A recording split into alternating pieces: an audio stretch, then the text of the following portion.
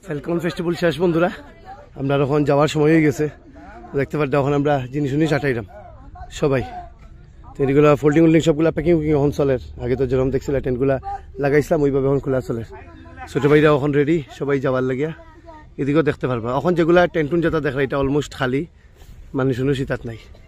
এইদিকে দেখেন এই যে মাঠ, এদিকে খুব গাড়ি উড়ি চলাত আছিল বিগত 1-2 দিন, এখন এটা কিচ্ছু নাই। ভাল লাগে না করি যেতে, মনে হয় এখানে থাকি যেত। দেখুন বন্ধুরা টেন্টও খোলা হয়ে গেছে, শেষ।